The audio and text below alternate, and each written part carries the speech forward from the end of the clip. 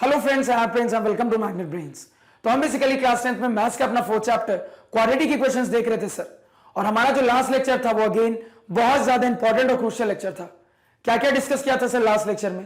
तो last lecture में हमने अपने रिमेनिंग क्वाड्रेटिक इक्वेशंस को अपने फर्स्ट मेथड यानी कि स्प्लिटिंग ऑफ टर्म्स मेथड की मदद से पहले सॉल्व किया।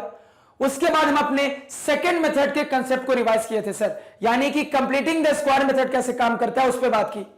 उसके बाद इस सेकंड मेथड पे बेस्ड हमने कुछ क्वाड्रेटिक इक्वेशंस को सॉल्व करके देखा।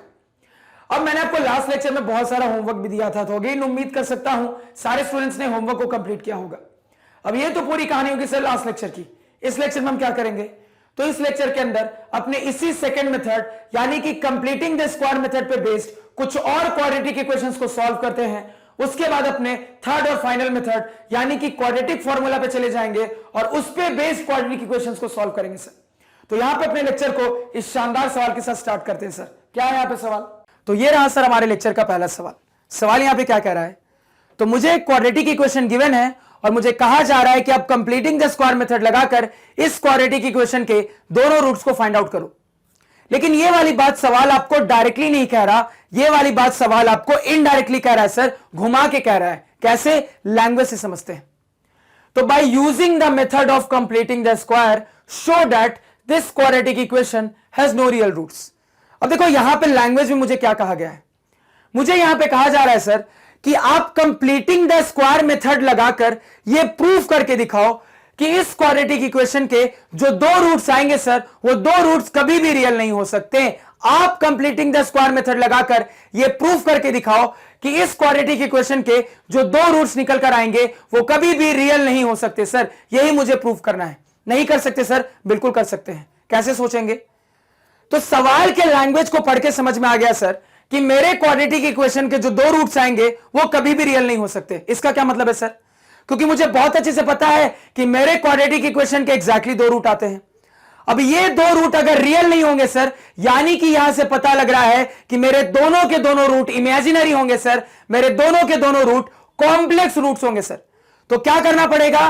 तो अब मुझे बहुत अच्छे से क्लियर है कि मैं अपने क्वाड्रेटिक इक्वेशन में जब कंप्लीटिंग द स्क्वायर लगा के अपने दोनों रूट्स को कैलकुलेट करूंगा तो मुझे ऑब्जर्व होगा सर कि वो दोनों रूट्स इमेजिनरी रूट्स आ रहे हैं, वो दोनों रूट्स कॉम्प्लेक्स रूट्स आ रहे हैं सर। और जैसे ही मैं इस चीज को शो कर दूंगा तो जो सवाल प्रूव करने के लिए कह रहा था वो ऑटोमेटिकली प्रूव हो जाएगा सर। तो इसी बात को यहां पे फटाफट अप्लाई करो। तो पहले अपने क्वाड्रेटिक इक्वेशन को लिख लेते हैं सर। तो क्या है हमारी क्वाड्रेटिक इक्वेशन? ये है 4x square plus 3x plus 5 बराबर 0। अब फर्स्ट स्टेप में क्या करते हैं सर, तो इस मेथड के अंदर जो हमारा फर्स्ट स्टेप होता है उसमें सबसे पहले यह देखते हैं कि हमारे x स्क्वायर वाले टर्म का कोफिशिएंट क्या है। अगर कोफिशिएंट 1 होता है सर तो बहुत अच्छी बात है, काम थोड़ा सा आसान हो गया। लेकिन अगर कोफिशिएंट 1 नहीं होता है सर तो कोफिशिएंट को 1 बनाने की कोशिश करते हैं। तो क्या यहां पे x स्क्वायर वाले टर्म का कोफिशिएंट 1 है सर? तो मुझे दिख रहा है कि मेरी क्वाड्रेटिक इक्वेशन के अंदर x स्क्वायर वाले टर्म का कोफिशिएंट 1 नहीं है, इसको 1 बनाना पड़ेगा। कैसे 1 बनाएंगे सर? तो अगर मैं अपने इस ओवरऑल इक्वेशन से 4 को कॉमन निकाल लूंगा सर, तब जाके मेरे x स्क्वायर वाले टर्म का कोफिशिएंट 1 बनेगा। तो जैसे ही मैंने 4 को कॉमन निकाला तो मेरे बाकी टर्म्स क्या क्या हो जाएंगे सर? तो मेरा पहला टर्म हो जाएगा sir x square plus second term में क्या चेंज आएगा सर? अब सेकेंड टर्म में मेरे पास 3x। अब 3x के अंदर दूर दूर तक मुझे 4 कॉमन होता हुआ नहीं दिख रहा, तो आखिर मैं 4 कॉमन निकालू तो निकालू कैसे सर? तो मुझे 3x में करना पड़ेगा एडजस्टमेंट। कैसे एडजस्टमेंट करना पड़ेगा सर? तो अपनी रिक्वायरमेंट के हिसाब से मैं 3x को लिख सकता हूं 3x इंटू 4 डिवाइडेड बाई 4। अब इस फॉर्मेट में लिखने के बाद जब मैं 4 को कॉमन निकाल लूंगा सर तो क्या बचा मेरे पास? मेरे पास बचा है 3x बाई 4। लिख लेंगे sir. Again plus last term जो मेरे पास है सर उसके अंदर भी मुझे 4 कॉमन नहीं दिख रहा, तो 4 कॉमन निकालने के लिए क्या करना पड़ेगा सर? अगेन एडजस्टमेंट करना पड़ेगा। कैसे एडजस्टमेंट करेंगे सर? तो मैं 5 को लिख सकता हूं 5 इंटू 4 डिवाइडेड बाई 4। अब अगेन जब मैं यहां से 4 को कॉमन निकालूंगा सर तो क्या बचा है मेरे पास? मेरे पास यहां पे बचा है सर 5 बाई 4। लिख लिया सर बराबर 0। अब क्या करेंगे सर? अब ये जो 4 हमने ओवरऑल से कॉमन निकाला है इसको उस तरफ भेज देंगे। तो ये मल्टीप्लाई का 4 जब उस तरफ जाएगा तो डिवाइड में आ जाएगा सर 0 बाई 4 अल्टीमेटली 0। तो हमारी इक्वेशन निकल के आ रही है x square plus 3 by 4 into x plus 5 by 4 बराबर 0। ये आ गई सर हमारी इक्वेशन। अब क्या करते हैं सर, तो मुझे बहुत अच्छे से पता है सर कि कंप्लीटिंग द स्क्वायर मेथड लगाने का रीजन यह होता है कि हम अपने इस पूरे क्वाड्रेटिक इक्वेशन को समथिंग का होल स्क्वायर बराबर कांस्टेंट के फॉर्मेट में चेंज कर ले, क्योंकि ये चेंज करने के बाद हम बड़ी आसानी से अपने दो रूट्स को कैलकुलेट कर सकते हैं, जैसा कि हमने अपने लास्ट लेक्चर के सॉल्व किए हुए अपने क्वेश्चंस में देखा था सर, ऑब्जर्व किया था। तो ये फॉर्मेट में लाना ही मेरा टारगेट होता है सर। तो टारगेट कैसे अचीव होगा, तो मुझे यहां पे दिख रहा है सर कि मुझे अपने कांस्टेंट टर्म को डिस्टर्ब नहीं करना है, क्योंकि कांस्टेंट टर्म की रिक्वायरमेंट है। मुझे जो भी डिस्टर्बेंस करना होता है, जो भी एडजस्टमेंट करना होता है सर, अपने स्क्वायर को बनाने के लिए वो अपने एक्स स्क्वायर वाले टर्म और एक्स के टर्म के साथ करना पड़ता है। कैसे डिस्टर्बेंस करते हैं सर, तो मैं अपने इन दोनों टर्म्स को इस तरीके से सेट करने की कोशिश करता हूं कि ये या तो a प्लस बी का होल स्क्वायर बना ले या फिर ये a माइनस बी का होल स्क्वायर बना ले। अब दोनों के स्क्वायर के लिए मुझे पता है सर कि मुझे a स्क्वायर के टर्म की आवश्यकता है, मुझे b स्क्वायर के टर्म की आवश्यकता है और मुझे 2ab के टर्म की आवश्यकता है। तो यहां पे हम इस तरीके की सेटिंग करते हैं कि अपने इन तीनों टर्म्स को फाइंड आउट कर ले। अब ये जो मेरा एक्स स्क्वायर है सर, ये मेरे ए स्क्वायर की तरह बिहेव करता है, तो एक टर्म तो मुझे मिल गया सर, यानी कि ये एक्स स्क्वायर मेरा जो है ये ए स्क्वायर का काम कर रहा है सर। अब ये जो बगल वाला एक्स की पावर 1 वाला टर्म होता है सर, इसी को हम 2ab बनाते हैं। तो यहां पे जब मैं अपने टर्म को देख रहा हूं सर, तो मुझे ए तो मिल रहा है, लेकिन मुझे यहां पे 2 इंटू ए इंटू बी का 2 नहीं दिख रहा है सर न्यूमरेटर में कहीं पे। तो चूंकि 2 नहीं दिख रहा है सर, तो जबरदस्ती फॉर्मेट को बनाने के लिए 2 को लाना पड़ेगा। तो ओरिजिनल टर्म है सर 3/4 इंटू एक्स, लेकिन 2 की रिक्वायरमेंट है न्यूमरेटर में, तो यहां पे 2 को जबरदस्ती लाएंगे। अब जबरदस्ती लाए हैं सर, तो डिवाइड करके वापस से हटाना भी पड़ेगा। ये करने से क्या फायदा हुआ सर, फायदा ये हुआ कि जो मेरे 2ab की रिक्वायरमेंट थी वो 2ab की रिक्वायरमेंट यहां पे फुलफिल होगी। आगे क्या है सर, प्लस 5/4 बराबर 0। अब अगले स्टेप में सर प्रॉपर अरेंजमेंट कर लेते हैं। तो जब यहां पे प्रॉपर अरेंजमेंट करेंगे तो क्या दिख रहा है सर, अब ध्यान से देखना। तो मुझे क्लियरली दिख रहा है सर कि 2ab के लिए 2 इंटू ए इंटू बी चाहिए। अब मुझे अपना 2 दिख रहा है सर, मुझे अपना a दिख रहा है, तो इससे क्या समझ में आता है, जो भी बची हुई चीज है सर, यही मेरे b का काम करेगी 2ab के टर्म में। क्या बचा हुआ है सर, 3/4 इंटू 2, यानी कि 3/8 बचा हुआ है सर। तो कुल मिला के यही 3/8 मेरे b का काम करने वाला है सर 2ab में। तो इस चीज को पहले यहां पे लिख लेते हैं। तो ये हो गया सर आपका एक्स स्क्वायर, इसके बाद प्लस 2 इंटू ए इंटू यहां पे b, यानी अपने इस चीज को सर 2ab के फॉर्म में लिख लिया। अब मुझे बहुत अच्छे से पता है सर कि मुझे ए स्क्वायर मिल गया है, मुझे 2ab मिल गया है, किसकी जरूरत है, बी स्क्वायर की। तो बी स्क्वायर क्या होना चाहिए सर, 3/8 का होल स्क्वायर होना चाहिए। क्या 3/8 का होल स्क्वायर मुझे दिख रहा है सर, नहीं दिख रहा है, लेकिन रिक्वायरमेंट हो तो जबरदस्ती लाना पड़ेगा। तो यहां पे जबरदस्ती 3/8 का होल स्क्वायर लेकर आए सर। अब जो चीज जबरदस्ती लाए हैं उसको बैलेंस आउट करने के लिए हटाना भी पड़ेगा सर। तो सब्ट्रैक्ट करके 3/8 के होल स्क्वायर को इसको बैलेंस आउट भी कर दिया। बचा क्या था सर, तो लास्ट की तरफ प्लस 5/4 बचा था, इसको भी लिख लेते हैं। बराबर कितना हो गया सर, यहां पे 0। अब आगे कहानी क्या होगी सर, अब मुझे यहां पे क्लियरली दिख रहा है कि इस पूरी चीज को हम a प्लस बी के होल स्क्वायर के फॉर्मेट में ला सकते हैं, तो हमारा जो टारगेट है सर वो अचीव हो जाएगा। तो यहां पे जब सॉल्व करेंगे तो इसको मैं लिख सकता हूं सर x प्लस 3/8 का होल स्क्वायर। तो समथिंग के होल स्क्वायर के फॉर्मेट में चेंज कर लिया, और मुझे दिख रहा है सर ये चीज मेरे पास बची रह गई है, जो कि ओवरऑल क्या आएगी सर, एक कांस्टेंट निकल कर आएगी, तो मेरा काम हो जाएगा। अब अपने उस कांस्टेंट वाले पोर्शन को सिंप्लीफाई कर लेते हैं। तो मेरे पास क्या आ जाएगा सर, माइनस साइन के साथ 3/8 का स्क्वायर कितना हो जाएगा सर, 9/64। इस तरफ क्या है, प्लस 5/4 बराबर 0। अब मैंने कल क्या सिखाया था आपको कि यहां पे बे मतलब का एलसीएम लेके सॉल्व करने की जरूरत नहीं है, डिनोमिनेटर को सेम बना दो। तो क्या यहां पे आप डिनोमिनेटर सेम बना सकते हो, बिल्कुल बना सकते हो सर। एक डिनोमिनेटर है 64, अगर इस 4 को भी आप 64 में तब्दील कर लोगे तो बड़ी आसानी से कैलकुलेट कर लोगे। नहीं चेंज कर सकते क्या, बिल्कुल कर सकते। आपको पता है सर कि अगर मैं 4 को 16 से मल्टीप्लाई कर दूंगा तो वो 64 बन जाएगा, डिनोमिनेटर बन गया सर सेम। लेकिन जो काम आपने यहां डिनोमिनेटर में किया है उसको बैलेंस आउट करने के लिए वही काम आपको न्यूमरेटर में भी करना पड़ेगा सर। अब जाके चीजें सेटल हो रही हैं। अब आगे बात करते हैं सर, यानी इस चीज को मुझे लिखना पड़ेगा x प्लस 3/8 का होल स्क्वायर, यहां से माइनस 9/64 और यहां से प्लस 16/5 से कितना होता है सर, 80 होता है, डिवाइडेड बाय 64 बराबर 0। अब इसको फर्दर सॉल्व करूंगा सर, तो x प्लस 3/8 का होल स्क्वायर और यहां से क्या हो जाएगा सर, तो ये बड़ा नंबर, ये छोटा नंबर, मुझे बड़े नंबर में छोटे नंबर को घटाना है। रिजल्ट क्या आएगा सर? एक पॉजिटिव नंबर आएगा। बड़े नंबर में छोटे नंबर को घटाओगे तो रिजल्ट एक पॉजिटिव नंबर आएगा। क्या नंबर निकल के आएगा सर? तो 80/64 माइनस 9/64 कितना हो जाएगा सर? 71/64 आ जाएगा। लिख लिया सर। यहां तक कोई दिक्कत अगेन नहीं होनी चाहिए। पहले इतना नोट डाउन करो। अब अपने इस कांस्टेंट टर्म को उस तरफ भेज देते हैं सर फॉर्मेट लाने के लिए।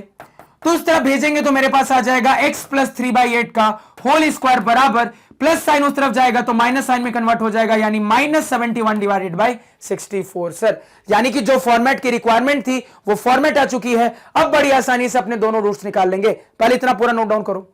अब देखो यहां पे, अब यहां पे जब सॉल्व करेंगे तो क्या दिख रहा है सर?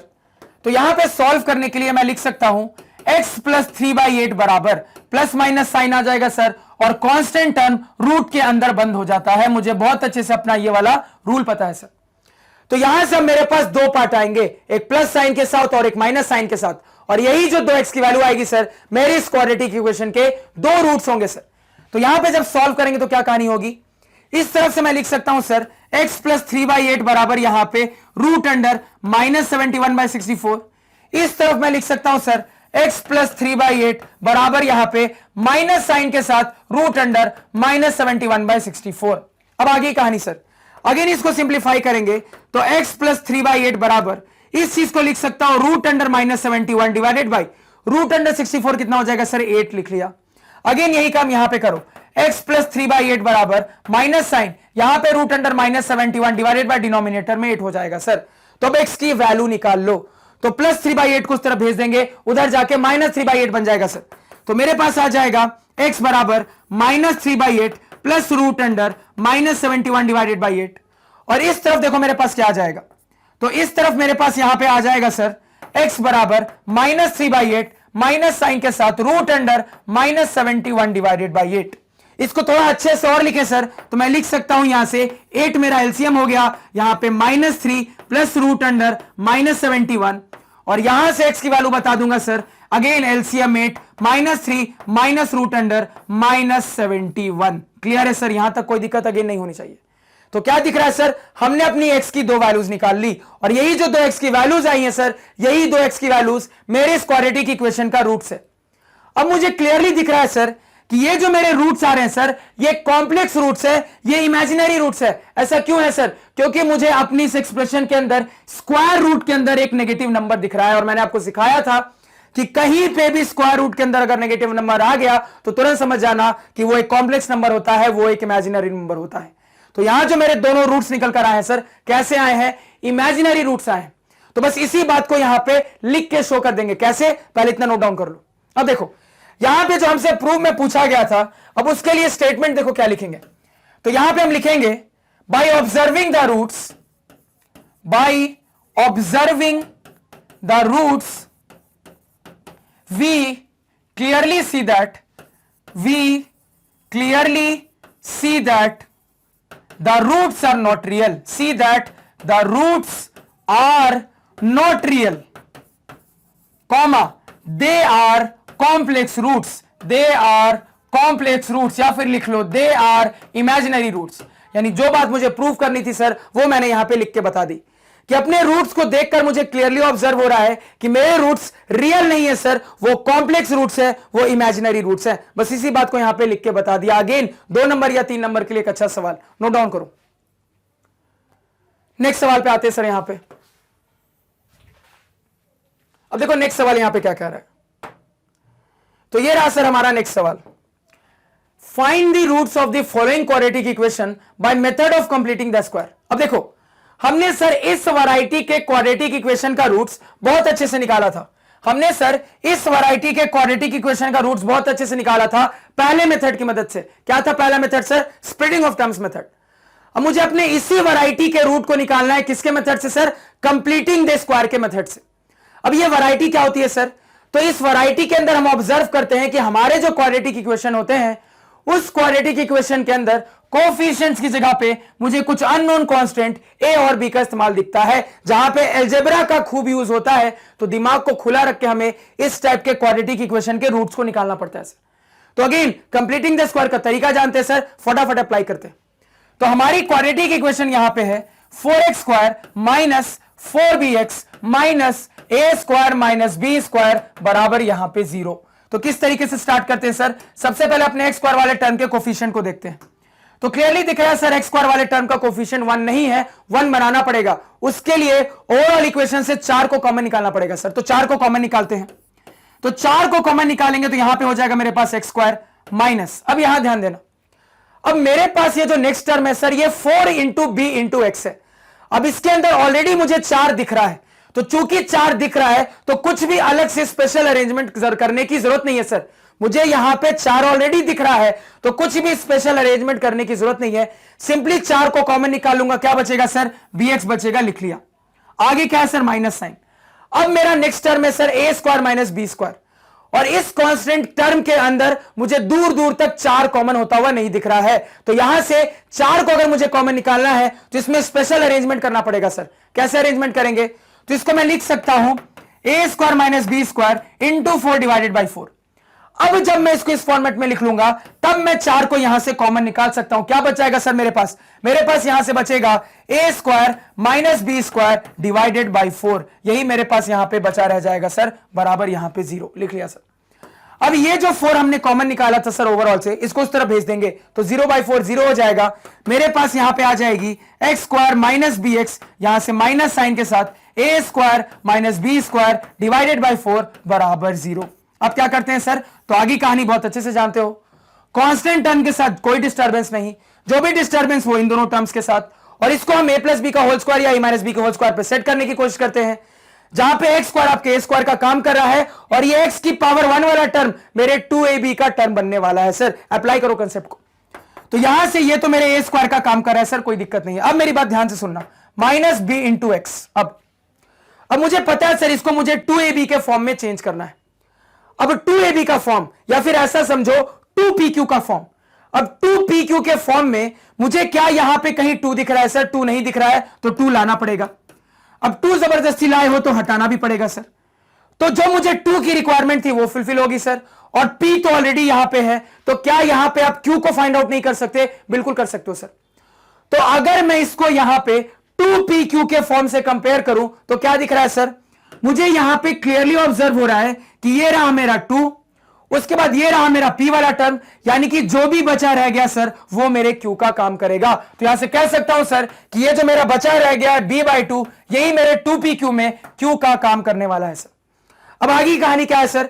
तो आगे मेरे पास था माइनस साइन के साथ यहां पे A square minus B square divided by 4 बराबर 0। अब इस चीज को प्रॉपर तरीके से सेट करके लिख लेते हैं सर।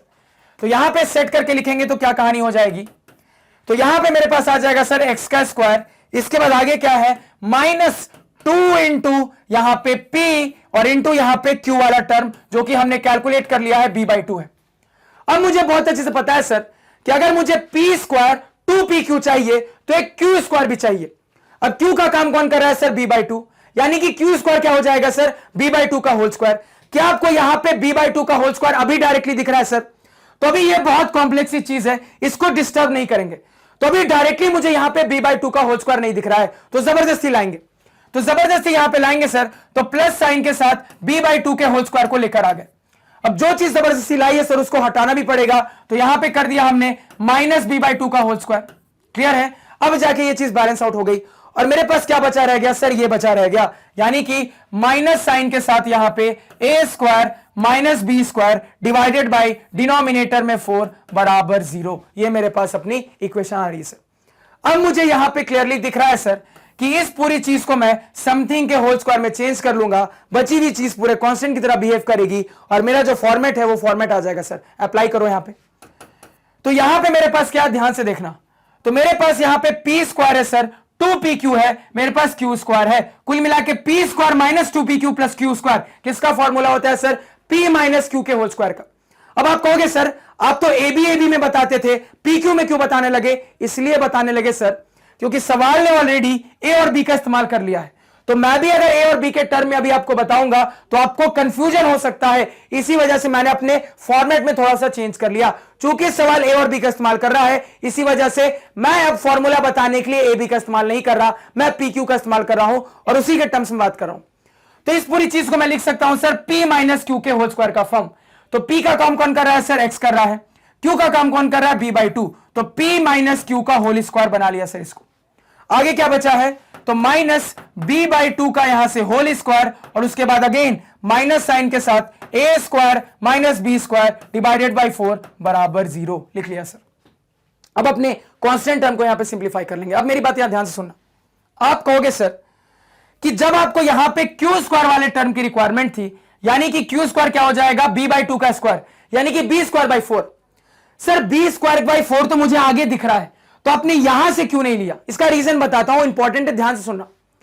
कई बार जो मुझे b स्क्वायर की रिक्वायरमेंट होती, कई बार जो मुझे क्यू स्क्वायर वाले टर्म की रिक्वायरमेंट होती है ना सर, वो क्यू स्क्वायर वाला टर्म मुझे आगे कांस्टेंट में दिख जाता है। कई बार जो मुझे अपने क्यू स्क्वायर वाले टर्म की रिक्वायरमेंट होती है सर, वो मुझे आगे कांस्टेंट में दिख जाता है, लेकिन हम वहां से कभी नहीं निकालेंगे।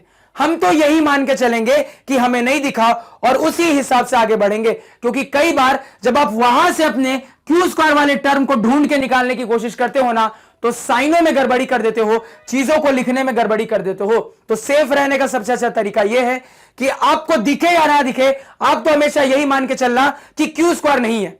तो क्यू स्क्वायर नहीं है तो क्यू स्क्वायर को लाना पड़ेगा, उस हिसाब से एडजस्टमेंट कर लो और फाइनली लास्ट की तरफ जो कांस्टेंट है उसको लिख लो। चीजें अपने आप सेट हो जाएंगी, यहां पे ज्यादा दिमाग मत लगाना। तो जो कहा है उस बात को हमेशा याद रखना, इस पॉइंट को नोट आउट कर लो।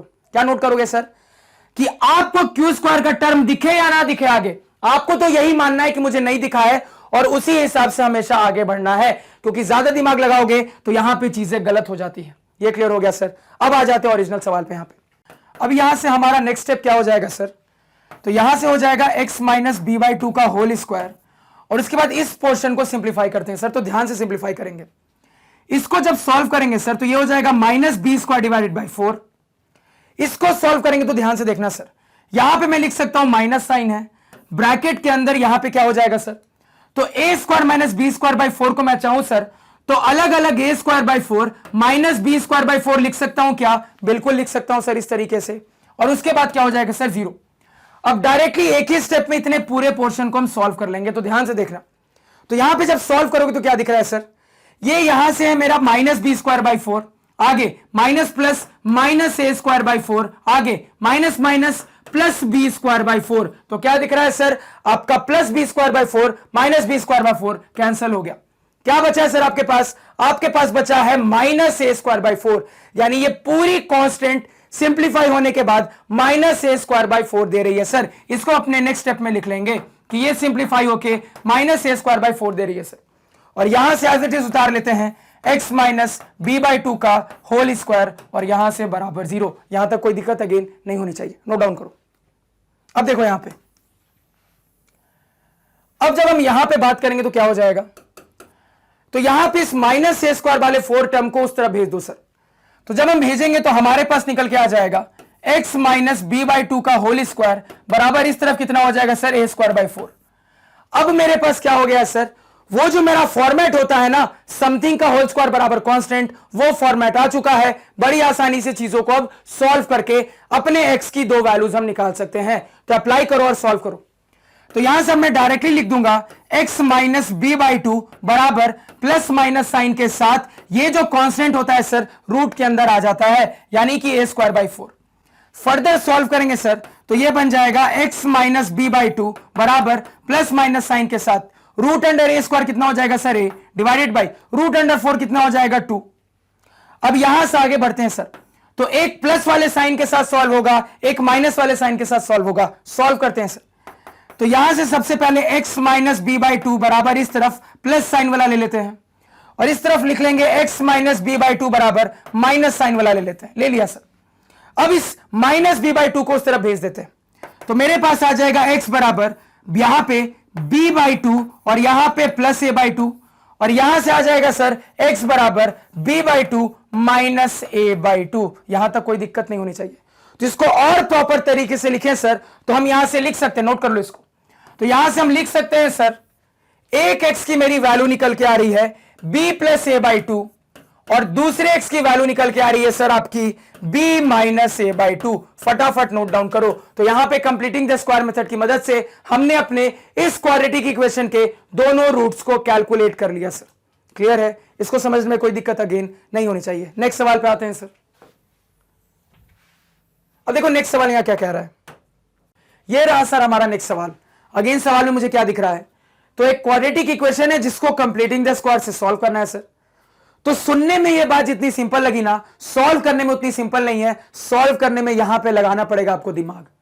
और इस सवाल के अंदर मैक्सिमम स्टूडेंट्स 90% स्टूडेंट्स गलती कर जाएंगे।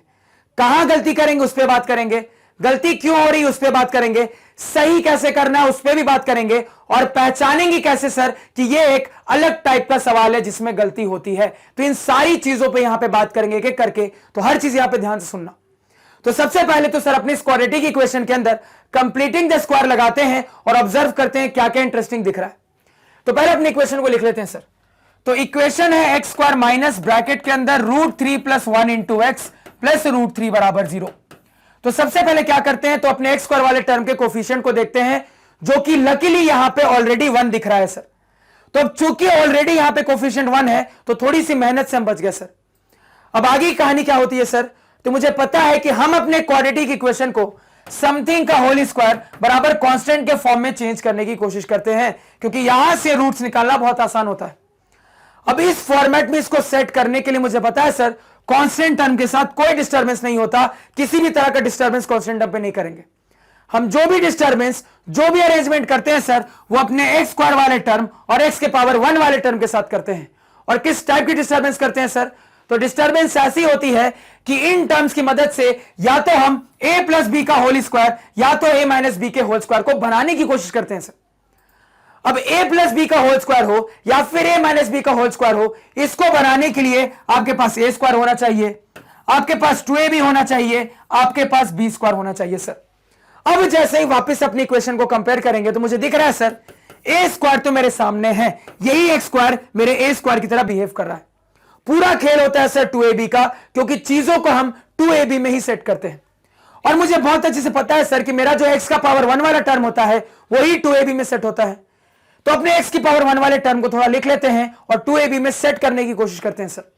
तो हमारा टर्म है √3 + 1 × x। अब देखो इतना कंफर्म है सर कि यही टर्म 2ab बनना है।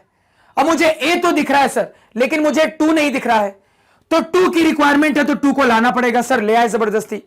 अब जबरदस्ती लाए हो तो हटाना भी पड़ेगा सर, तो इसको बैलेंस आउट भी कर दिया। अब ये करने के बाद तुरंत मैं यहां पे ऑब्जर्व कर रहा हूं सर कि मेरे पास अपने 2ab का 2 है, मेरे पास अपना a है, यानी कि जो भी चीज बची रह गई सर वही मेरे b का काम करने वाली है।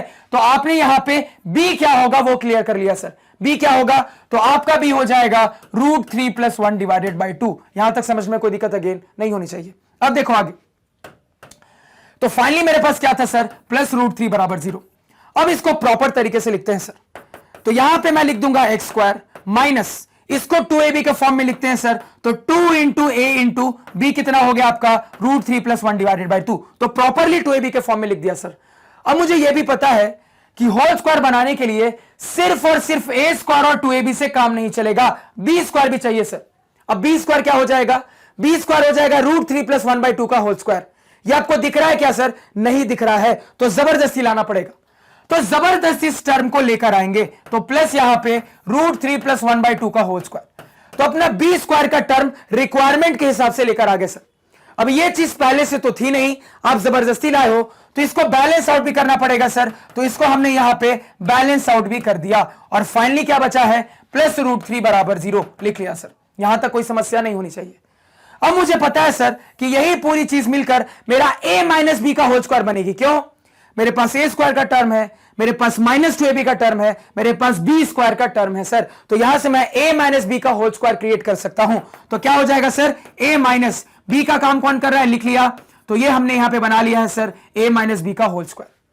अब मुझे यह भी पता है सर कि यही पूरा मेरा कांस्टेंट टर्म सिंप्लीफाई हो जाएगा, इज इक्वल टू के उस तरफ भेज देंगे, जो मेरी रिक्वायर्ड फॉर्मेट थी उसके बाद आ जाएगी सर, जिसके बाद बड़ी आसानी से हम अपने रूट्स पे बात कर सकते हैं। और यही पे चीजें होंगी इंटरेस्टिंग, यही इस पूरे सवाल को इंटरेस्टिंग बनाएगा। क्यों, समझेंगे सर। तो यहां पे सर इसी चीज को मुझे सिंप्लीफाई करने की जरूरत है। तो यहां पर अगर मैं इसको सिंप्लीफाई करूंगा तो देखना क्या इंटरेस्टिंग ऑब्जर्व होता है। तो अगर यहां पे इसको अलग से मैं थोड़ा सिंप्लीफाई करके आपको दिखाऊं तो देखो क्या ऑब्जर्व होगा। मेरे पास है सर माइनस साइन बाहर, √3 प्लस 1/2 का होल स्क्वायर और उसके आगे है सर प्लस √3। सिंप्लीफाई करना स्टार्ट करते हैं सर। तो माइनस साइन बाहर, इस स्क्वायर को ब्रेक करेंगे तो डिनोमिनेटर में 4 आ जाएगा सर, न्यूमरेटर में a प्लस बी का होल स्क्वायर, कुल मिला के a square plus B square plus 2ab। a square क्या हो जाएगा √3 का स्क्वायर यानी कि 3 प्लस b स्क्वायर क्या हो जाएगा 1 का स्क्वायर यानी कि 1 प्लस 2ab क्या हो जाएगा 2 इंटू √3 इंटू 1 यानी कुल मिला के 2√3 प्लस यहां पे कितना सर √3 लिख लिया।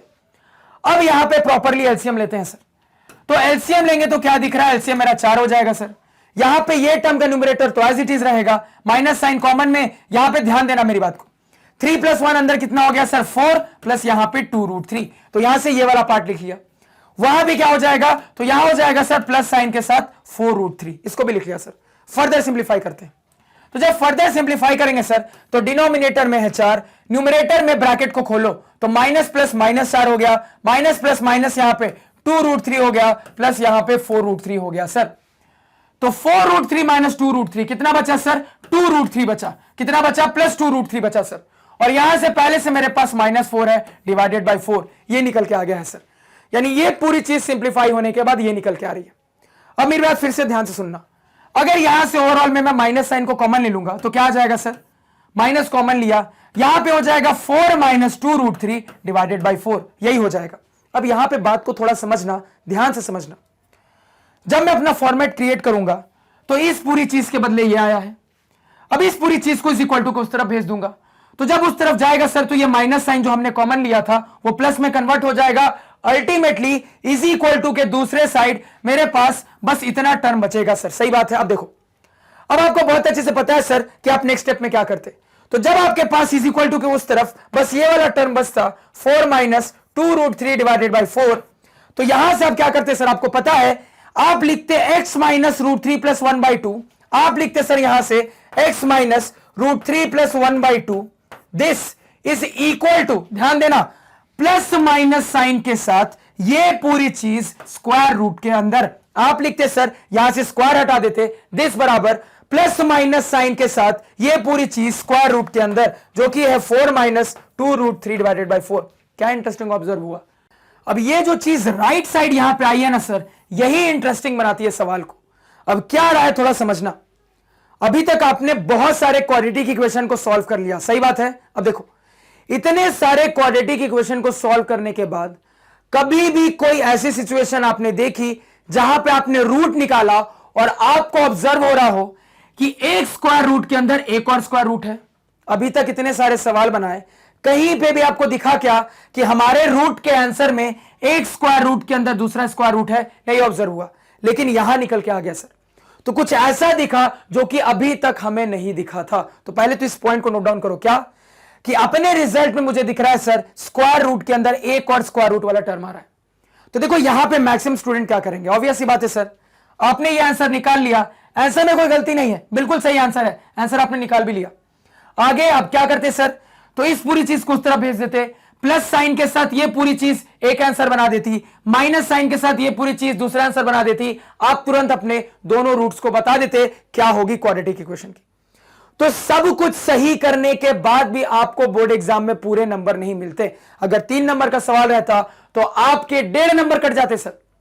अब क्यों 1.5 नंबर कट रहे हैं सर, जबकि आंसर बिल्कुल सही है। मैं बार बार रिपीट कर रहा हूं, आंसर जो आपने निकाला ना 100% सही है, आंसर में कोई गलती नहीं है, बिल्कुल सही आंसर है, उसको लिखने में कोई दिक्कत नहीं है। स्क्वायर रूट के अंदर स्क्वायर रूट आ सकता है, बिल्कुल आ सकता है, स्क्वायर रूट के अंदर स्क्वायर रूट, उसके अंदर भी स्क्वायर रूट आ सकता है, बिल्कुल आ सकता है सर, रिजल्ट है कुछ भी आ सकता है। लेकिन ये जो चीज ऑब्जर्व हो रही है सर, ये पहली बार ऑब्जर्व हो रही है। तो यहां पे हमें थोड़ा सोचना चाहिए कि कोई ऐसा आंसर आ रहा है जो कि अभी तक नहीं आया है, तो क्या दिक्कत है, कुछ गलत किया क्या मैंने, आपने कुछ गलत नहीं किया, सब कुछ सही किया है।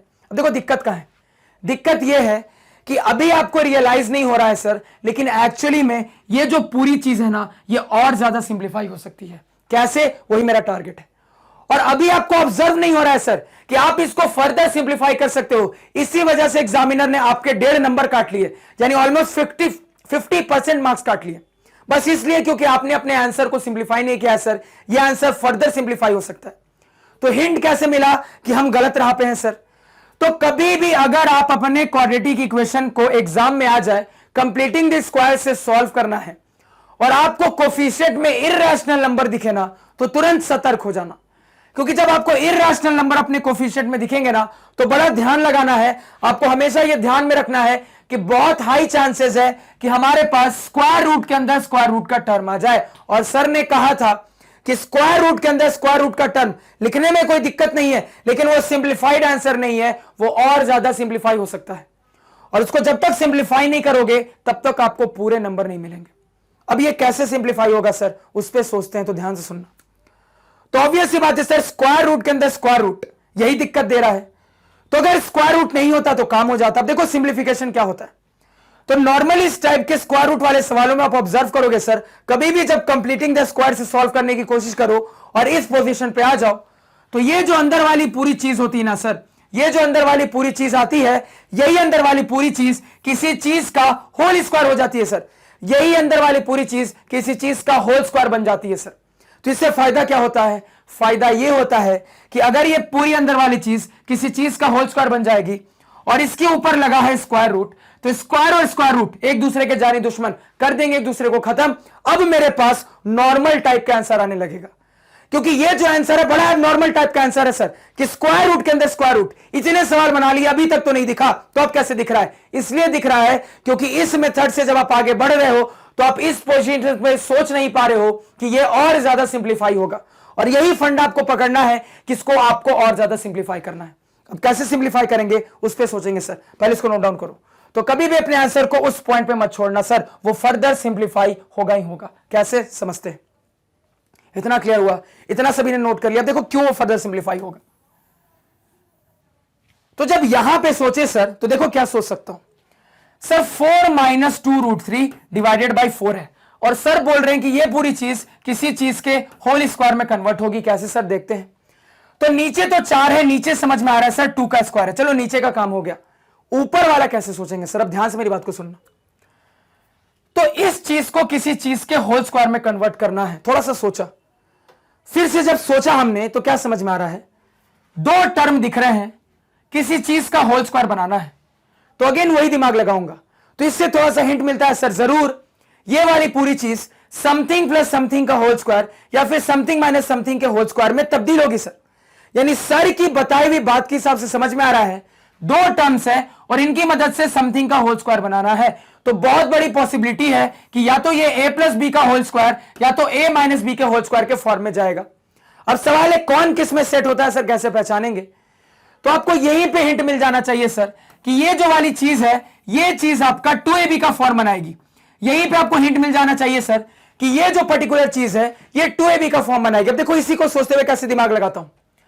तो अगर ये 2ab का फॉर्म बनाएगी सर, तो आपके पास माइनस साइन के साथ 2 है, एक √3 है और कुछ है नहीं है। तो तुम कहोगे सर अगर आप इसको 2 बोल रहे हो चलो ठीक है, अगर आप √3 को a मानते हो तो आपके पास b कहां है? कोई दिक्कत नहीं है भैया, कुछ नहीं है, मतलब 1 तो मल्टीप्लाइड है ना, तो आप b किसको मान लो? 1 को मान लो। अब ये सोचते हुए आप बताओ a स्क्वायर b स्क्वायर क्या होना चाहिए था? आपने 2ab अपना सेट कर लिया ना, अब सोच के बताओ a स्क्वायर b स्क्वायर क्या होना चाहिए था? तुरंत कहोगे सर यहां से कि अब समझ में आता है कि जरूर यहां से मेरा a स्क्वायर कितना हो जाएगा? √3 का स्क्वायर यानी कि 3। b स्क्वायर कितना हो जाएगा सर? 1 का स्क्वायर यानी कि 1।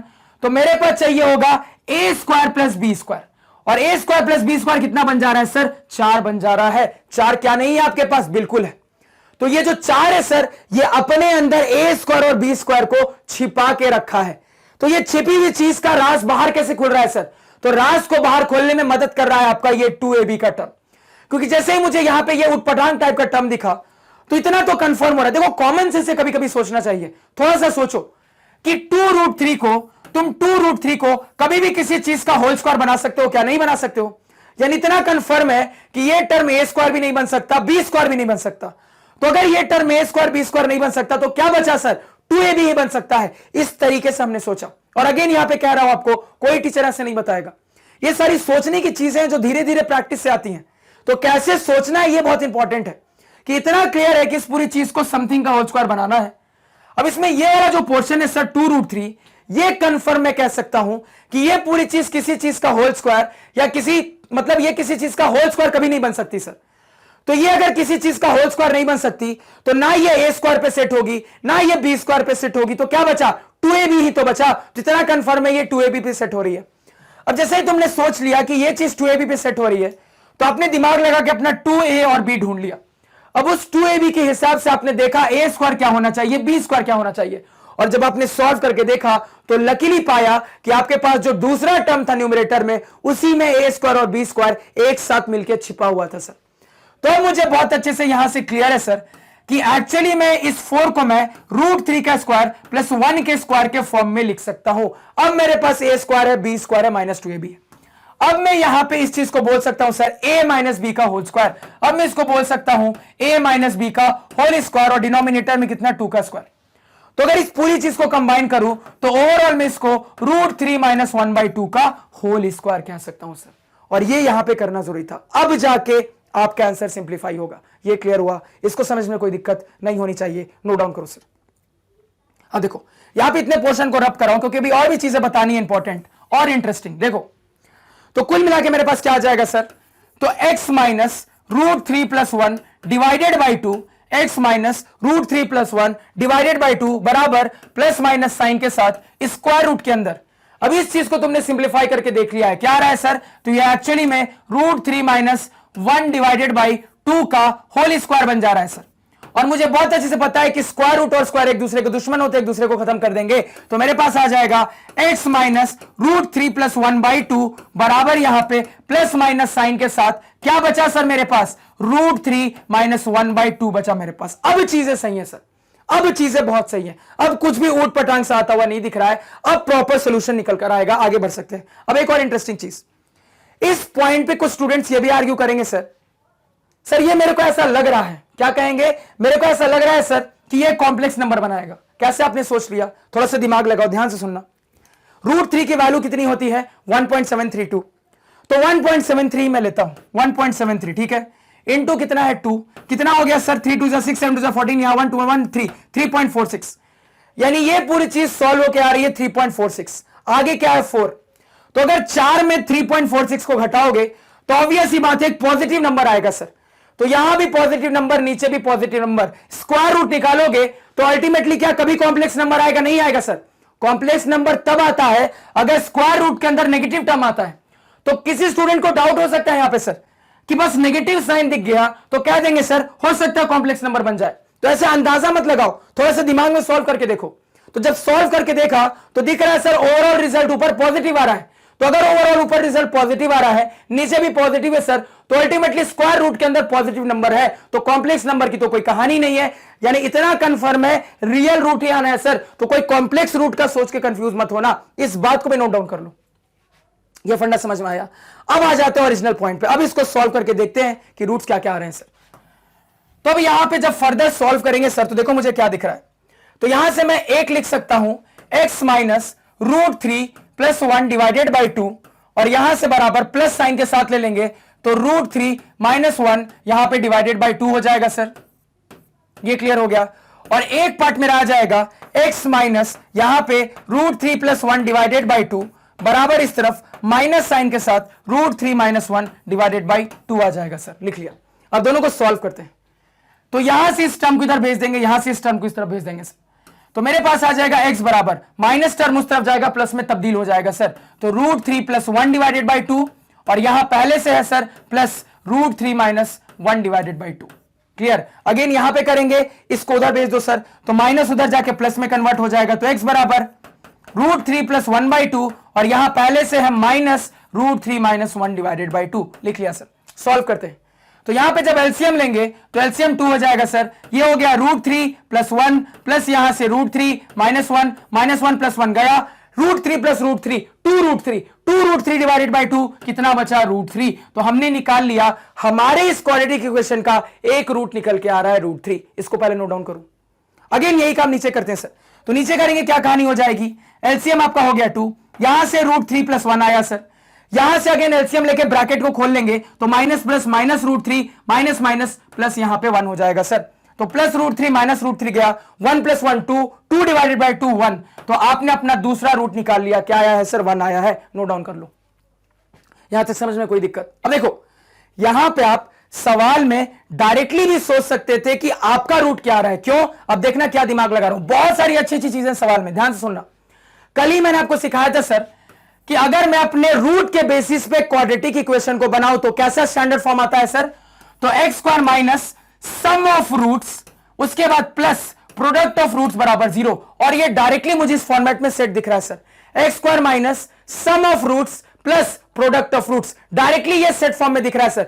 क्योंकि अगर आप अपने रूट को रूट 3 और 1 मानते हो तो आगे जाके रूट 3 इंटू 1 अल्फा बीटा आपको दिख रहा है, तो यहां से कंपैरिजन से भी मैं डायरेक्टली कह सकता था। सवाल को नो डाउट आपको एग्जाम में पूरा सॉल्व करना पड़ेगा, लेकिन सॉल्व करने से पहले ही आपको दिख जाएगा कि आपके रूट्स क्या है।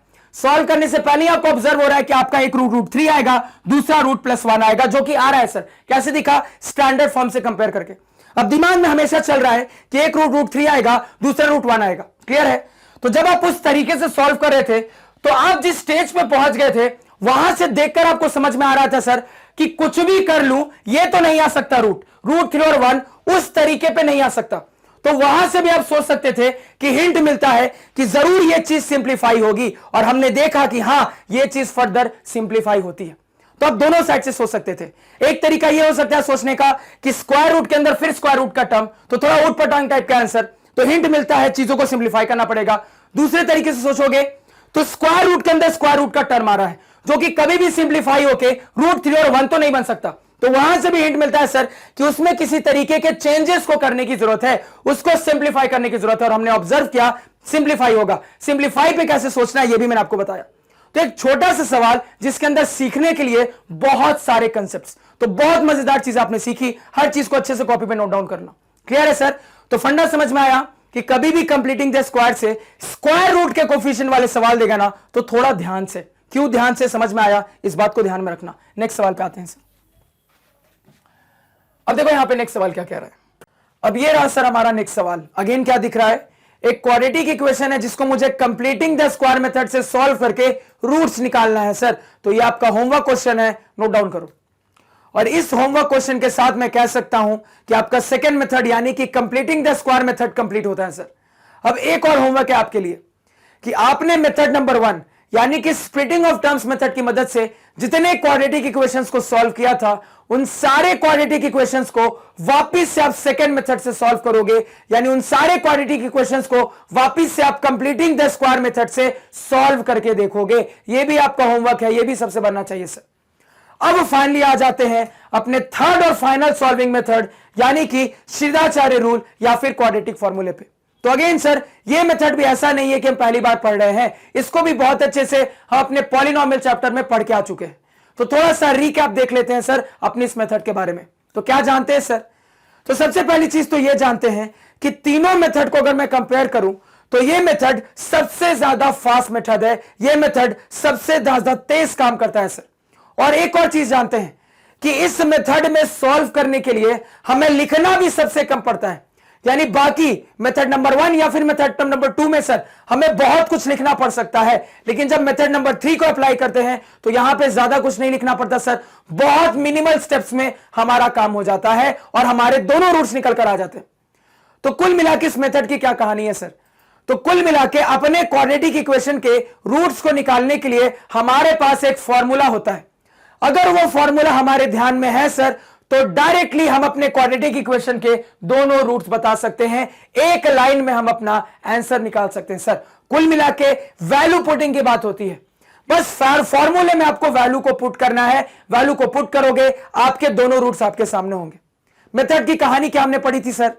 तो हमने यह देखा था कि हमारे जो इंडियन मैथमेटिशियन महर्षि श्रीधाचार्य थे उन्होंने जब standard form of quadratic equation के अंदर अपना सेकेंड मेथड लगाया यानी कि कंप्लीटिंग द स्क्वायर मेथड लगाया, तो वहां से उन्होंने अपने रूट्स को निकालने का एक फॉर्मूला निकाल लिया सर, और उसी फॉर्मूले का नाम पड़ गया क्वाड्रेटिक फॉर्मूला। कुल मिला के बेसिकली एक क्वाड्रेटिक इक्वेशन के दो रूट्स होते हैं, यानी मेरे पास रूट निकालने के दो फॉर्मूले होते हैं सर। अगर वो फॉर्मूले हमारे ध्यान में है तो वैल्यू पुटिंग करेंगे, हमारे दोनों रूट्स हमारे सामने होंगे। क्या प्रोसीजर होता है सर रूट निकालने का? तो सबसे पहले हम अपने किसी भी क्वाड्रेटिक इक्वेशन को standard form of quadratic equation यानी कि X square plus B X plus C बराबर 0 से कंपेयर करते हैं और अपने ए बी सी की वैल्यू निकाल लेते हैं। और एक बार वैल्यू निकाल ली सर, उसके बाद इन वैल्यूज को अपने फॉर्मूले में पुट करेंगे तो दोनों रूट्स हमारे सामने आते हैं सर। तो क्या फॉर्मूला आता है रूट्स निकालने का? तो हमने देखा था सर हमारे एक रूट की वैल्यू होती है minus b plus root under b square minus 4ac divided by यहां पे 2a, और हमारे दूसरे रूट का फॉर्मूला होता है sir minus b minus root under b square minus 4ac divided by 2a, यानी कि ये रहे हमारे दो रूट सर।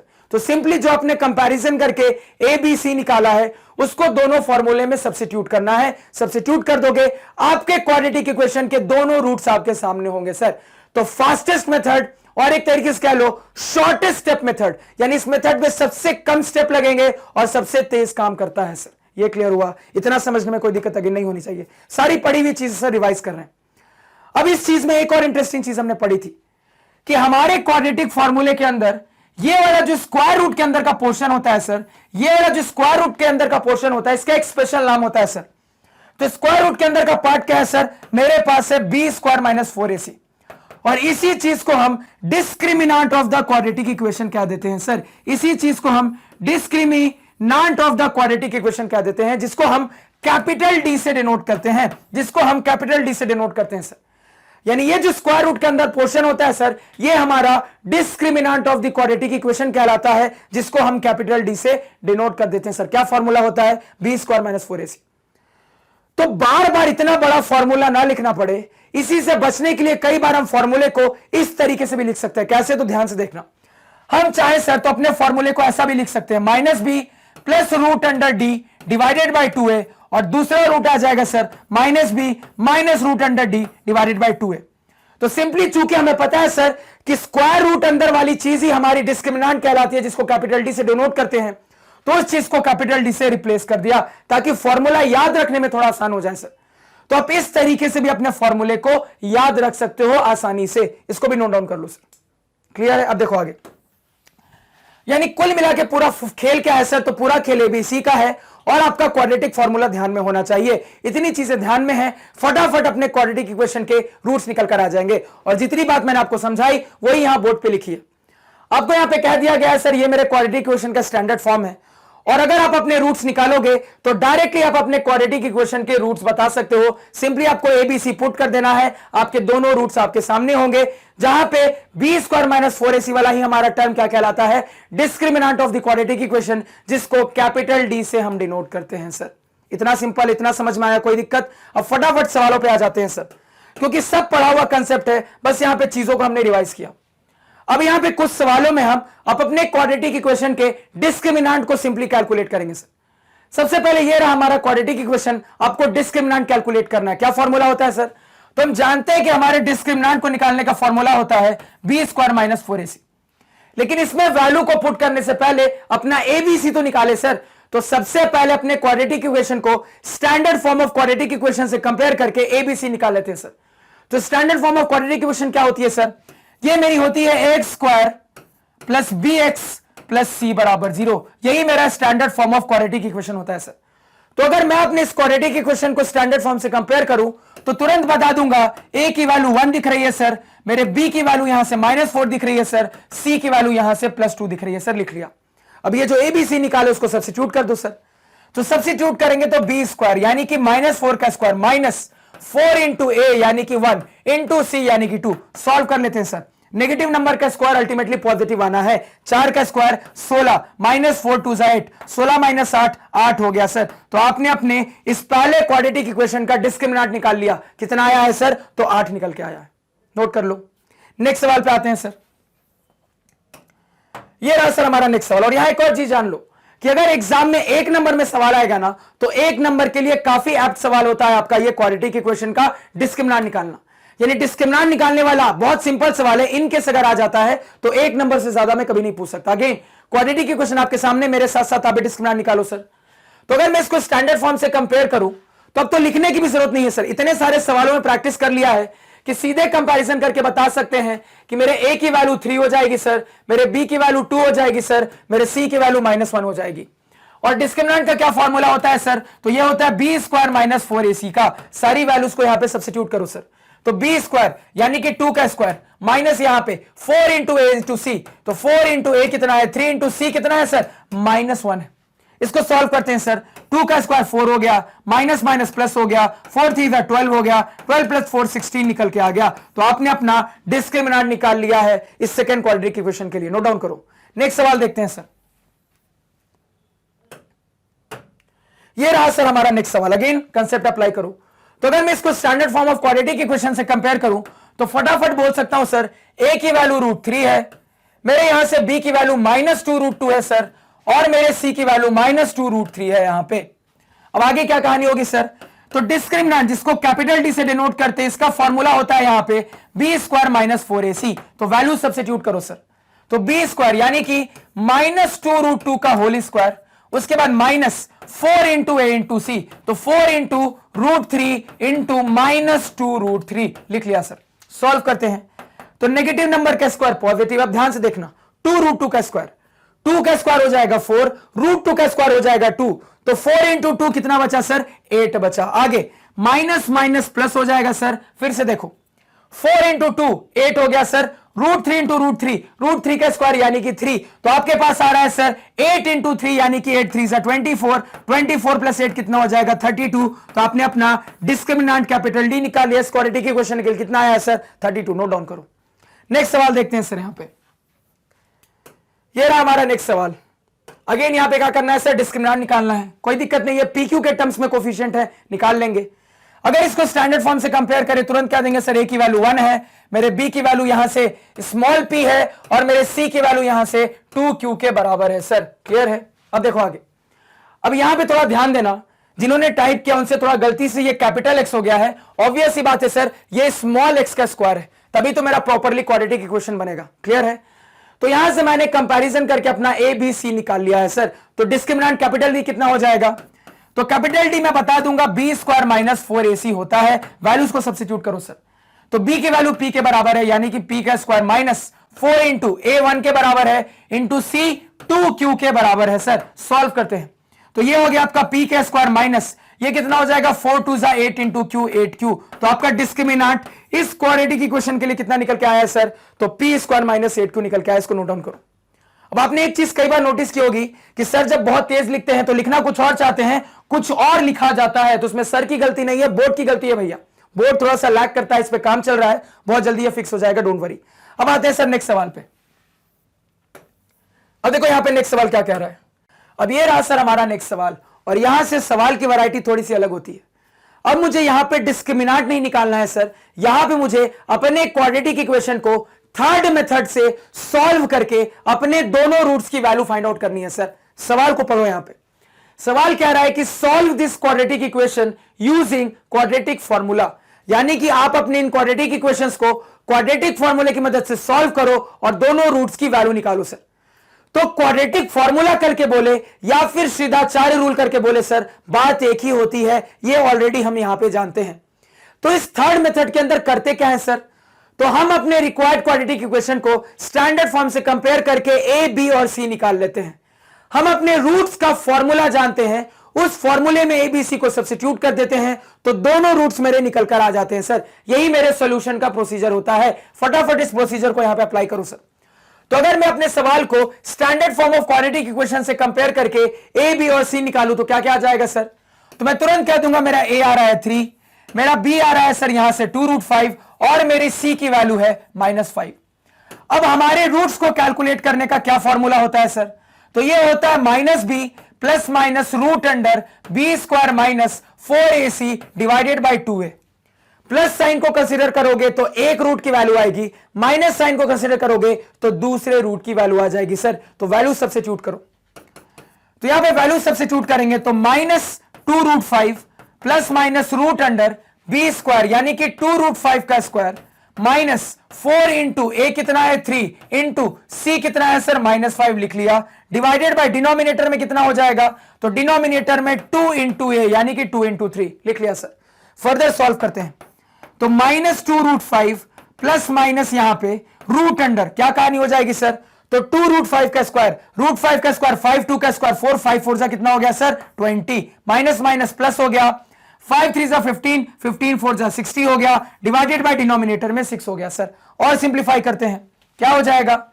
यहां पे मैं बोल दूंगा -2√5 plus minus root under 20 plus 60 यानी कि 80 डिवाइडेड बाय डिनोमिनेटर में 6। अब ये रूट अंडर 80 को मैं फर्दर सिंप्लीफाई कर सकता हूं सर, क्या हो जाएगा? तो अगर मैं अपने 80 को फैक्टराइज कर दूं सर, तो 240 जा, 220 जा, 210 जा, 25 जा, कुल मिला के मैं 80 को लिख सकता हूं सर 2 की पावर 1 2 3 4 इंटू 5। ऐसा लिख सकता हूं क्या? बिल्कुल लिख सकता हूं सर। यानी मैं 80 के बदले ये लिख सकता हूं सर, और इस पूरी चीज के ऊपर क्या है? स्क्वायर रूट है। तो अगर मैं इस चीज का स्क्वायर रूट लूंगा तो क्या हो जाएगा सर? स्क्वायर रूट के अंदर 4 2 है, तो स्क्वायर रूट लेंगे सर तो 4 2 में से 2 2 बाहर आ जाएंगे, यानी कि 2 स्क्वायर बाहर आ जाएगा। रूट 5 अभी भी अंदर फंसा रहेगा सर। तो मेरे पास ये सिंप्लीफाई होने के बाद कितना आ गया सर? ये सिंप्लीफाई होने के बाद मेरे पास आ रहा है 2 का स्क्वायर यानी कि 4 रूट 5 आ रहा है। तो रूट 80 सिंप्लीफाई होने के बाद 4 रूट 5 आ रहा है सर। इसको नोट डाउन करो, लिख लेते हैं सर इसको। यानी ये आ रहा है -2 रूट 5 प्लस माइनस यहां पे 4 रूट 5 डिवाइडेड बाई 6। लिख लिया सर। अब आगे बात करते हैं। तो एक बार प्लस साइन के साथ लेंगे तो एक रूट आएगा सर, माइनस साइन के साथ लेंगे तो दूसरा रूट आएगा। तो दोनों देख लेते हैं। तो सबसे पहले प्लस साइन की बात करते हैं। तो -2 रूट 5 प्लस साइन के साथ यहां पे 4 रूट 5 डिवाइडेड बाई 6। उसके बाद माइनस साइन को कंसीडर करते हैं सर। तो -2 रूट 5 माइनस यहां पे 4 root 5 divided by 6। Further simplify करो तो 4 रूट 5 माइनस 2 रूट 5 कितना हो गया सर? 2 रूट 5 हो गया डिवाइडेड बाई 6। इधर -2 root 5 minus 4 root 5 minus 6 root 5 divided by 6 हो गया सर। तो यहां पे 2 3 जा 6, यहां 6 से 6 गया, यहां आपके पास आ रहा है रूट 5 डिवाइडेड बाई 3, यहां आपके पास आ रहा है सर माइनस रूट 5। तो हमने अपने क्वाड्रेटिक इक्वेशन के दोनों रूट्स निकाल लिए हैं सर। एक रूट आ रहा है रूट 5 बाई 3, दूसरा रूट आ रहा है माइनस रूट 5। नोट डाउन करो सर। तो क्या क्या रूट्स आए? तो एक आ रहा है सर आपका रूट अंडर 5 डिवाइडेड बाई 3, दूसरा आ रहा है सर आपका माइनस रूट अंडर 5। लिख लिया सर। लेकिन अगर आप इस चीज को अपने आंसर कॉपी पे बनाओगे सर तो ऐसा प्रेजेंटेशन नहीं रखना है। अब यहां पे मेरी बात ध्यान से सुनना। अब आप अपनी आंसर कॉपी पे इसी सवाल को 2 तरीके से बना सकते हो। दोनों में से जो तरीका आपको अच्छा लगता है सर उस तरीके से बना लेना। अब आंसर को कैसे प्रेजेंट करना है सर, ध्यान से देखना। सबसे पहले तरीका नंबर 1 यानी कि मेथड नंबर 1 की बात कर लेते हैं। तो सबसे पहले हमने क्या किया था सर? कंपैरिजन। उस कंपैरिजन को यहां पे मेंशन करो। तो आप लिखोगे यहां पे on comparing 3x square plus 2 root under 5x minus 5 equal to 0 with standard form of quadratic equation, with standard form of quadratic equation जो कि होती है आपकी ax square plus bx plus c बराबर 0। वी गेट क्या मिलता है sir हमें? तो हमें a की वैल्यू यहां से मिल जाती है जो कि किसके बराबर है सर? 3 के बराबर है, कॉमा b की वैल्यू कितनी मिल रही है सर? 2 रूट 5 के बराबर, एंड c की वैल्यू कितनी है सर? -5। तो जो कंपैरिजन की बात होती है सर उसको सबसे पहले मेंशन करोगे कि on comparing this quadratic equation with standard form of quadratic equation ax square plus bx plus c बराबर 0, वी गेट a बराबर 3, b बराबर 2 रूट 5 एंड c बराबर -5। अब आगे कहानी। अब अपने रूट्स को पहले कुछ अज्यूम करो सर। तो नॉर्मली अपने रूट्स को अल्फा बीटा मानते हैं, उस बात को यहां पे लिखो कि let our roots be alpha and beta. मैंने अपने रूट्स को अल्फा और बीटा मान लिया सर। अब देखो पहले मेथड के अंदर हम डिस्क्रिमिनांट का इस्तेमाल करते हुए अपने रूट्स को निकालेंगे। याद करो अभी जस्ट मैंने आपको भी सिखाया था कि आप अपने रूट का फॉर्मूला ऐसा भी लिख सकते हो सर, और आप अपने रूट का फॉर्मूला ऐसा भी लिख सकते हो सर। अभी जस्ट मैंने आपको सिखाया था। तो पहले मेथड में जब हम सॉल्व करते हैं सर तो इस तरीके से डिस्क्रिमिनांट को बताते हुए अपने रूट्स को निकालते हैं सर। यह चीज ध्यान में रहेगी। अब देखो आगे। तो यहां पे अब सबसे पहले डिस्क्रिमिनांट की बात कर लेंगे। तो यहां पे हम लिखेंगे ऑल्सो कैपिटल डी बराबर। तो कैपिटल डी से एग्जामिनर समझ जाएगा डिस्क्रिमिनांट की बात करो, अलग से मेंशन करने की जरूरत नहीं है कि कैपिटल डी डिस्क्रिमिनांट होता है। तो कैपिटल डी क्या जानते हैं sir? B square minus 4ac होता है। वैल्यूज को सब्स्टिट्यूट कर देना। तो सब्स्टिट्यूट करेंगे तो मेरे पास आ जाएगा यहां पे 2 रूट 5 का स्क्वायर माइनस यहां पे 4 इंटू 3 इंटू -5। सॉल्व करेंगे सर तो ये याद करो कितना आ रहा था? 5 4 जा 20 आ रहा था, माइनस माइनस प्लस ये 60 निकल के आ रहा था सर। तो कुल मिला के 80। तो यहां से मैं बोल दूंगा देयरफॉर डी बराबर 80। तो आपने अपना डिस्क्रिमिनांट निकाल लिया। कितना आया सर? 80 के बराबर। Equation number 1। यहां तक कोई दिक्कत समझने में नहीं होनी चाहिए। अब आप यहां पे कहोगे देयरफॉर आवर रूट्स आर क्या क्या रूट्स है सर? तो एक को आपने अल्फा माना है, तो एक फॉर्मूला अल्फा पे सेट कर दो। तो मान लो मैं अपना प्लस वाला फॉर्मूला अल्फा पे सेट कर देता हूं, आपकी मर्जी है। अगर आपको माइनस वाला फॉर्मूला अल्फा पे सेट करना है कोई दिक्कत नहीं है, आप किसी को अल्फा किसी को बीटा बोल सकते हो, प्योरली आपकी मर्जी है सर। तो मान लो प्लस वाला फॉर्मूला अल्फा पे सेट करता हूं, क्या हो जाएगा सर? तो minus b plus root under d. अब देखो आप डी के टर्म्स में वर्क कर रहे हो, इसलिए अब आपका फॉर्मूला इस तरीके से चेंज हो जाएगा सर, डिवाइडेड बाय डिनोमिनेटर में 2a, ये हो जाएगा एंड बीटा बराबर minus b minus root under d divided by यहां पे 2a। पहले इतना नोट डाउन करो सर, ये क्लियर है? अब देखो यहां पे, अब इसके बाद क्या लिखेंगे सर? तो ये लिखने के बाद अब आप यहां पे कहोगे देयरफॉर अल्फा बराबर, अब अपनी वैल्यूज को सब्स्टिट्यूट करो। तो minus b plus root under d divided by 2a, इसमें सारी वैल्यूज को डालो सर। तो वैल्यूज डालेंगे तो माइनस यहां पे 2√5 plus root under d, d कितना आ रहा था सर? 80 आ रहा था, लिख लिया। डिवाइडेड बाय डिनोमिनेटर में 2 into 3 लिख लिया, और ब्रैकेट में क्या लिखोगे? फ्रॉम इक्वेशन नंबर 1, क्योंकि आपने जो अपनी डी की वैल्यू निकाली थी सर, उस डी की वैल्यू को आपने इक्वेशन नंबर 1 कहा था, उसको यहीं पे मेंशन कर दिया कि ये डी कहां से आया? इक्वेशन नंबर 1 से। इसको क्या करोगे? सिंप्लीफाई कर लोगे, आपके पास आपका एक रूट अल्फा निकल कर आ जाएगा, जो वैल्यू आएगी उसको इक्वेशन नंबर 2 कहोगे सर। इतना ध्यान में रहेगा। अब आगे देखो, अब इसी तरीके से बी पे बात करते हैं। अब बी पे बात करेंगे तो क्या कहानी होगी सर? तो इसी तरीके से बी पे बात करोगे, फिर से सारी वैल्यूज को सब्स्टिट्यूट करोगे, सब्स्टिट्यूट करके सॉल्व करोगे तो आपका बीटा निकल कर आएगा। तो जब बीटा निकल कर आएगा तो उस बीटा की वैल्यू को इक्वेशन नंबर 2 कह देंगे सर। और ये अल्फा और बीटा निकालने के बाद फाइनली अब आप बोलोगे from equation number 1 and 2 we can say that कि our two roots of the required quadratic equation are root under 5/3 and minus root under 5। Clear है सर? नोट डाउन कर लो इसको। इसी तरीके से आपको अपने आंसर को प्रेजेंट करना है। क्लियर है? अब आगे बात करते हैं सर, मेथड नंबर 2 की बात करते हैं। तो यहां पे फिर से मेरी बात को ध्यान से सुनना। तो अगर यहां पे अपने मेथड नंबर 2 की बात करेंगे तो क्या हो जाएगा? तो अगर यहां पे मेथड नंबर 2 की बात करेंगे सर, तो मेथड नंबर 2 को भी इसी तरीके से स्टार्ट करना है, क्योंकि कंपैरिजन तो मेथड नंबर 2 में भी होगा सर। अब ये लिखने के बाद कहानी कैसे चलेगी? अब आपको यहां पे लिखना है again let our roots be alpha and beta, यानी कि यहां पे भी आप अपने रूट्स को कुछ अल्फा और बीटा मानोगे, लेकिन अब यहां पे आप डी का इस्तेमाल नहीं करोगे। अब आप कैसे लिखोगे? तो यहां पे आप सीधे सीधे लिख देना देयरफॉर अल्फा बराबर, तो मैं अपने एक फॉर्मूले को अल्फा मान लेता हूं, यानी कि minus b plus root under b square minus 4ac divided by 2a। तो मान लो मैंने प्लस वाले को अल्फा बना दिया, आपकी मर्जी थी आप माइनस वाले को अल्फा बना देते।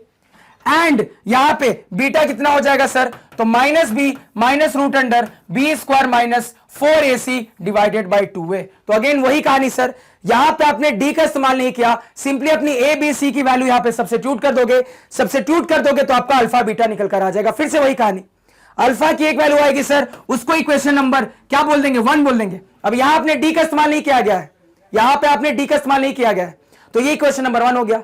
इस तरीके से बीटा निकालोगे सर, आपका इक्वेशन नंबर 2 बन जाएगा। डी का यहां पे इस्तेमाल नहीं किया गया है, बार बार रिपीट कर रहा हूं, सिंपली डायरेक्टली फॉर्मूले में पुट करके 1 और 2 इक्वेशन निकाल लिया सर। तो आपकी यही जो अल्फा बीटा आई है, लास्ट में क्या लिखोगे? From equation number 1 and 2 we can say that कि our two roots of the equation are root under 5/3 and minus root under 5। इतना क्लियर है? इसमें कोई दिक्कत अगेन नहीं होनी चाहिए, इसको भी नोट डाउन कर लो सर। तो प्रेजेंटेशन इस तरीके से आपको करनी है। तो हर सवाल में मैं प्रेजेंटेशन नहीं बताऊंगा, इसलिए पहले ही सवाल में बता दिया है, बाकी सवालों को बिल्कुल फास्ट फास्ट सॉल्व करेंगे। नेक्स्ट सवाल पे आते हैं सर। अब देखो नेक्स्ट सवाल हमारा क्या कह रहा है।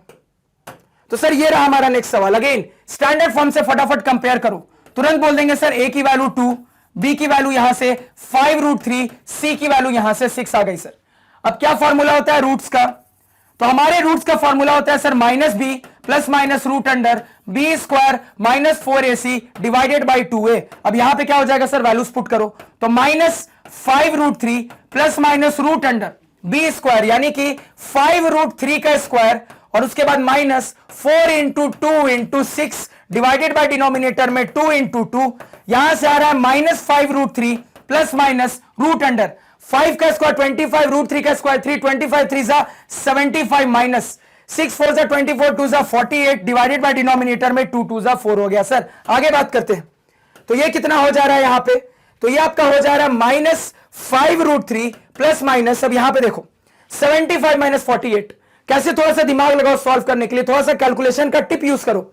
48 को 50 मान लेंगे सर, 75 माइनस 50 आसानी से बोल देंगे कितना होता है सर, 25 होता है। लेकिन आपने क्या किया, यहां पे दो ज्यादा माना है, उसको बैलेंस करो। तो बैलेंस करेंगे तो क्या रिजल्ट बता देंगे, तो यहां से अपना रिजल्ट बता देंगे सर कितना, दो ज्यादा माना था ना, यानी कि सर 25 प्लस 2 27 आप अपना रिजल्ट बता दोगे। तो यहां से क्या बोल दोगे, रूट अंडर 27। तो ये जो छोटी छोटी कैलकुलेशन की टिप्स होती है ना सर, इस टिप्स को हमेशा याद रखना। आगे डिनोमिनेटर में कितना है सर, 4 है, लिख लिया। तो अब यहां पे 27 को फर्दर सिंप्लीफाई कर सकता हूं, बिल्कुल कर सकता हूं सर।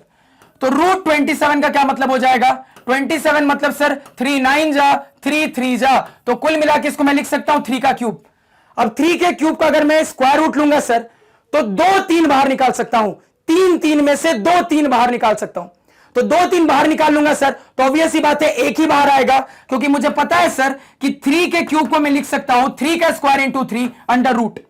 तो ये जो 2 3 है सर, ये 2 3 में से 1 3 बाहर आएगा, 1 3 अभी भी अंदर बंद रह जाएगा। तो कुल मिला के रूट 27 को मैं 3 रूट 3 लिख सकता हूं सर, लिख लूंगा यहां पे। तो ये कितना हो गया, -5 root 3 plus minus 3 root 3 divided by यहां पे 4। तो अब मुझे अपनी दो वैल्यू दिख रही है, एक प्लस के साथ एक माइनस के साथ। क्या क्या है सर, तो प्लस के साथ वाली हो जाएगी -5 रूट 3 प्लस यहां पे 3 रूट 3 डिवाइडेड बाई 4, माइनस के साथ वाली हो जाएगी -5 root 3 minus 3 root 3 divided by 4। Solve करते हैं सर, यहां से आ जाएगा is equal to -2 root 3 divided by 4, 2 2 जा 4, अल्टीमेटली -√3/2, एक रूट निकल के आया।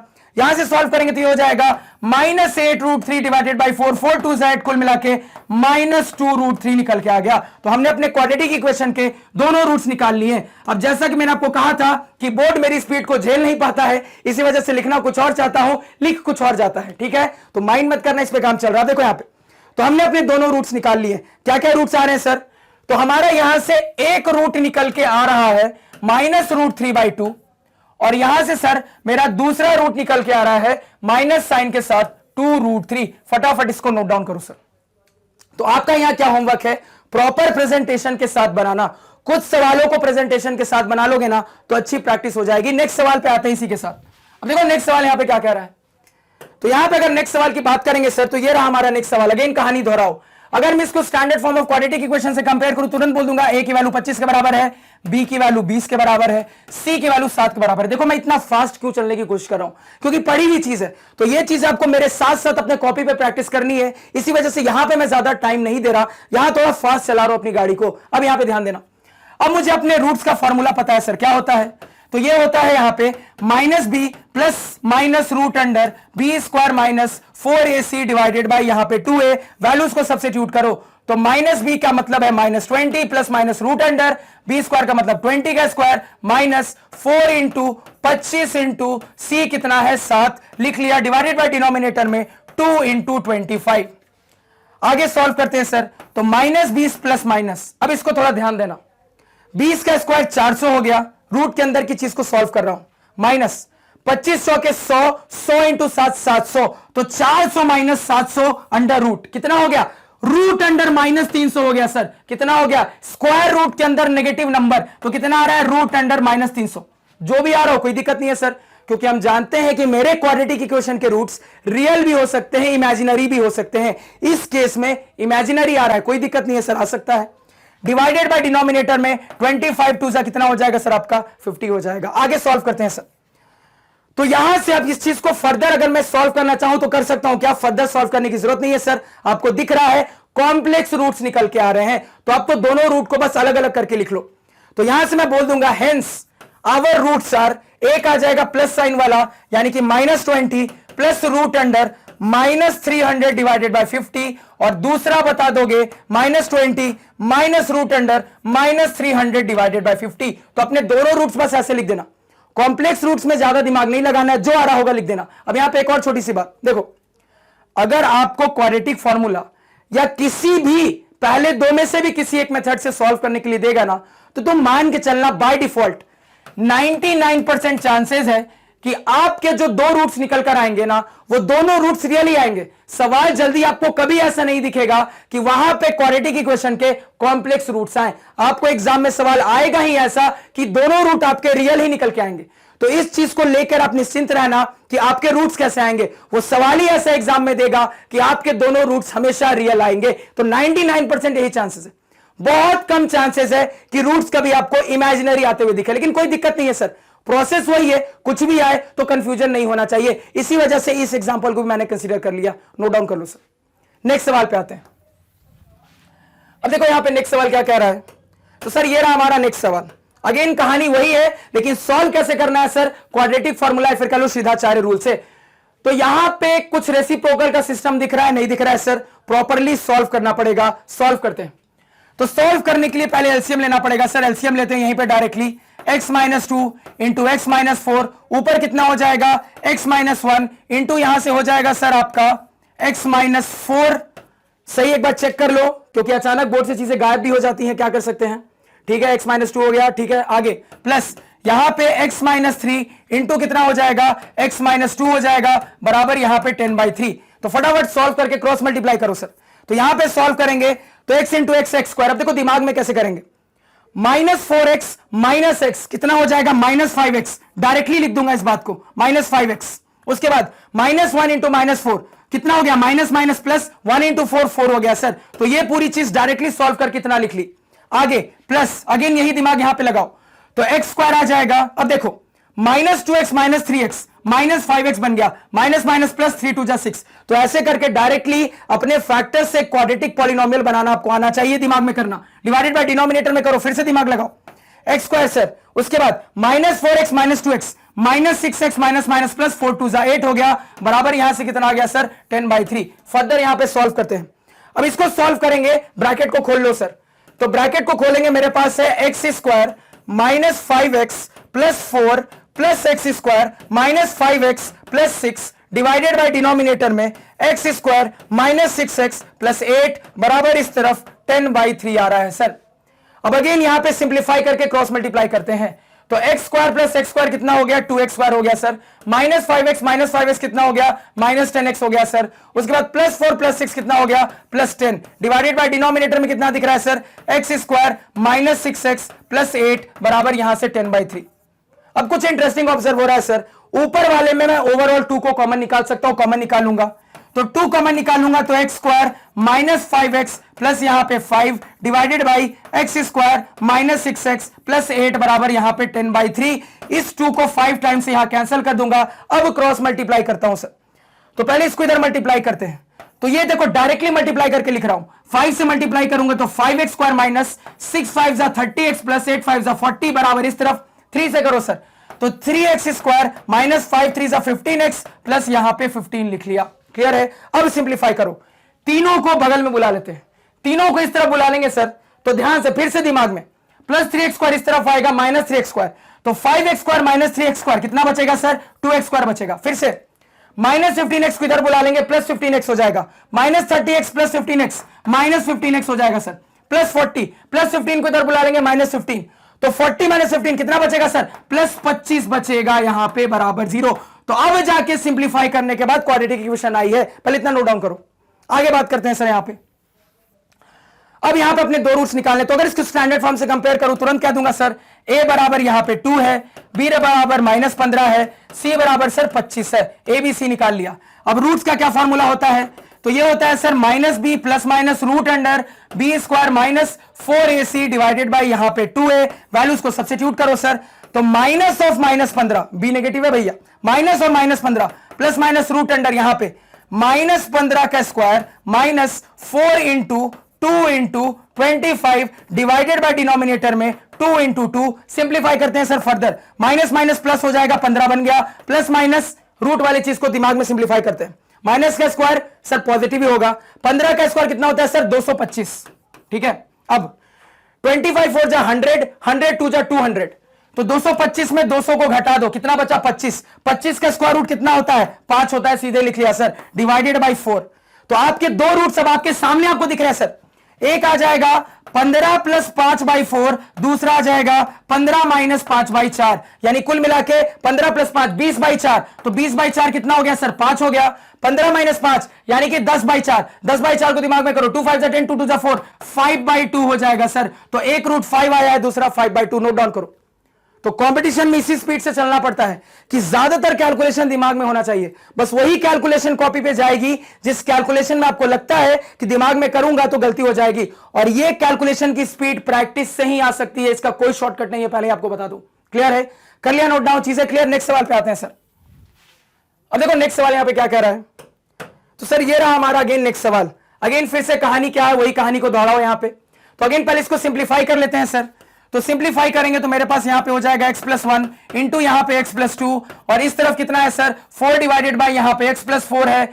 इस तरफ करेंगे एलसीएम लेंगे, कितना आ जाएगा सर, तो यहां पहले से 1 है इंटू यहां पे हो जाएगा x प्लस 2 प्लस यहां पे एलसीएम लोगे x प्लस 2 है, 2 इंटू कितना हो जाएगा यहां पे x प्लस 1 हो जाएगा सर। लिख लिया। सॉल्व करो फटाफट एकदम सॉल्व करेंगे sir. 1 into anything is anything, यानी ये कुल मिला के x प्लस 2 हो गया। अब यहां पे डायरेक्टली सॉल्व करके लिखता हूं 2 into x 2x plus 2 into 1 2 divided by denominator में डायरेक्टली x स्क्वायर। अब देखो 2x plus x 3x, directly लिखा 3x प्लस 2 1 2 लिखा बराबर यहां पे 4 डिवाइडेड बाय x प्लस 4 लिख लिया सर। क्रॉस मल्टीप्लाई करो। तो पहले इसको फर्दर सिंप्लीफाई कर लेते हैं। तो यहां पे फर्दर सिंप्लीफाई करेंगे तो क्या कहानी हो जाएगी sir, 2x plus x 3x हो जाएगा, 2 प्लस 2 4 हो जाएगा, डिवाइडेड बाय डिनोमिनेटर में कितना है सर, तो x square plus 3x plus 2 है बराबर इस तरफ कितना हो गया sir 4 divided by x plus 4 के बराबर हो गया। अब यहां पे क्या करेंगे सर, क्रॉस मल्टीप्लाई करेंगे। तो क्रॉस मल्टीप्लाई करते हैं, तो पहले इसको मल्टीप्लाई कर लेते हैं। इसको मल्टीप्लाई करेंगे तो क्या हो जाएगा सर, ये आपका हो जाएगा 3x प्लस 4 इंटू यहां से आपका x प्लस 4 बराबर इस तरफ 4 से डायरेक्टली मल्टीप्लाई करो तो 4x स्क्वायर प्लस 4 3 से 12x प्लस यहां पे कितना हो जाएगा आपका 8 हो जाएगा सर। लिख लिया। अब इसको सॉल्व करेंगे तो देखो 3x इंटू एक्स कितना हो गया 3x स्क्वायर। अब देखो दिमाग में 3x इंटू 4 12x आया, यहां से प्लस 4x आएगा, 12 प्लस 4 16x हो जाएगा सर। लिख लिया। आगे कितना हो जाएगा प्लस 4 कुल मिला के 4 4 जा 16। तो डायरेक्टली किया दिमाग में सर। तो ये जो चीज सॉल्व कर रहा हूं ना दिमाग में, ये इंपॉर्टेंट है, ये आपको भी सीखनी चाहिए, बहुत काम की चीज है। आगे इस तरफ कितना आ रहा है sir 4x square plus 12x plus यहां पे 8।